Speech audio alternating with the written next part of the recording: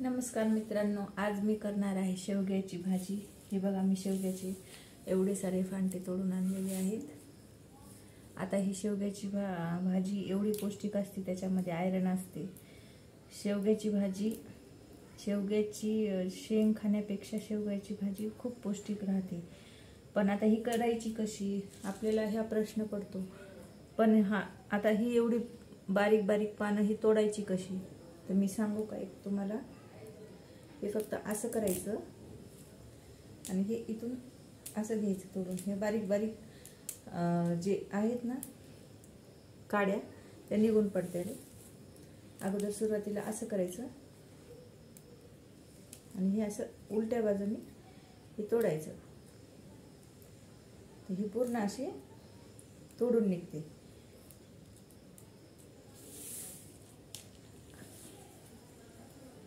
हे बघा, तुम्हाला परत एकदा सांगते।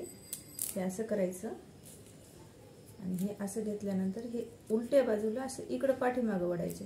ह्या जे काड्या जे आहेत ना, त्या पूर्ण आपल्याला निघालेल्या दिसतील आणि ही आपली भाजी अशी पटकन निसणं होईल ना की बघा। आता हे असं आहे ना, याला उलट्या बाजूने असं ओढायचं। उलट्या बाजूने ओढलं की ह्याचे कवळ्याच काड्या असतात ह्या, पण त्याच्यामुळे कसं कडू लागू शकते भाजी, त्याच्यामुळे त्या घ्यायच्या नाहीयेत आपल्याला। ही अशी घ्यायची। आता ही एवढी सारी भाजी असली तरी पण एवढ्या भाजीची किती भाजी निघते मी तुम्हाला दाखवते।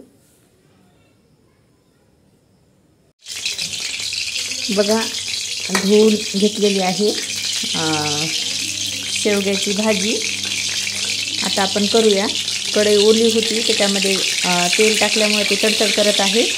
त्याला शांत होऊ देऊ आणि त्याच्यानंतर आपण काय काय साहित्य घेतलं आहे सांगते मी तुम्हाला। हिरवी मिरची, लसूण याची पेस्ट घेतलेली आहे, अद्रकची, आणि एक शेंगदाण्याचा कूट घेतला आहे 1 चमचा, थोडंसं मीठ आणि कढीपत्ता, आणि याच्यात मसुराची डाळ भिजवून घेतलेली आहे। आणि ही आहे आपली भाजी। आता आपण भाजी टाकू। सुरुवातीला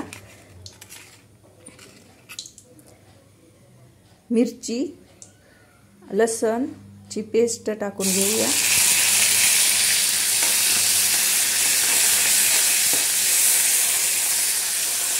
चांगली ब्राऊन होऊ द्यायची। आता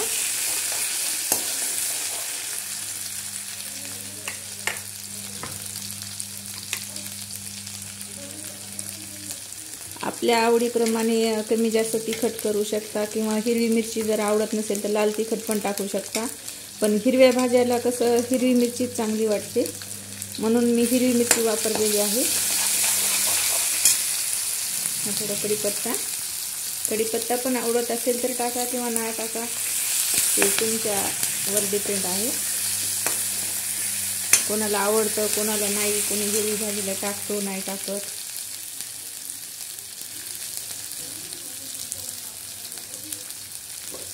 आता हे बघा, थोडंसं लालसर झालं की नाही, आपण याच्यामध्ये शेवग्याच्या पानाची जे धुतलेली आहे तर भाजी ती टाकूया। नेहमी धुवूनच घ्यायची भाजी आपल्याला। आता पावसाळ्याचे दिवस आहेत तसं तर धुवूनच निघणार आहे, पण आपल्या घरात पण आणल्यानंतर आपण इथं तिथं टाकतो, त्याच्यामुळं धुवून घेतलेली बरी। त्याच्यामध्ये टाकूया मसुराची डाळ,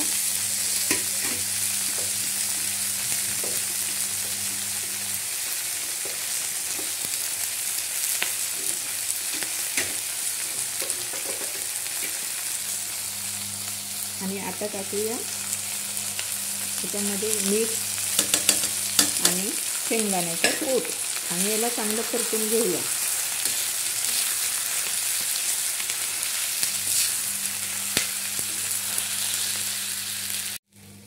बघा, आपली भाजी किती सुंदर रंग आलेला आहे। आता याला 5 मिनिटं फक्त झाकून ठेवायची। 5 मिनिटानंतर आपली भाजी रेडी। त्यात पाणी वगैरे काहीच टाकायचे नाही, कारण भाजी धुतलेली होती, त्याच्यामुळे तेवढं जेवढं पाणी आहे त्याला तेवढं पुरलेलं आहे, आणि ती आपल्याला अशी मोकळी करायची आहे त्याच्यामुळं। आणि डाळ जी आहे ती भिजवून घेतली आहे आपण, त्यामुळं आपल्याला डाळीमध्ये पण पाणी टाकायची काही गरज नाही। जेवढं आहे तेवढ्यामध्ये आपली भाजी होती। त्याला पाणी वगैरे काय टाकायचे आणि झटपट आणि 5-10 मिनिटांमध्येच ही शिजते. जास्त वेळ पण लागत नाही. करून बघा आणि मला नक्की सांगा की भाजी कशी बनलेली आहे. एकदम सुंदर रंग हिरवागार आलेला आहे याला. आता ज्याच्या घरासमोर शेवग्याचं झाड आहे त्यांनी कमीत कमी 8 तरी दिवसाला एकदा किंवा 3-4 दिवसाला एकदा ही भाजी नक्की बनवत जा.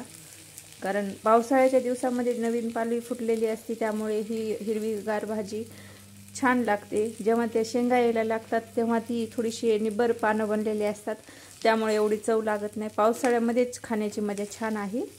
एरवी पण खाऊ शकता, पण जी पालवी आता जी कवळी फुटलेली असते ना, त्यामुळे ही भाजी छानच लागणार.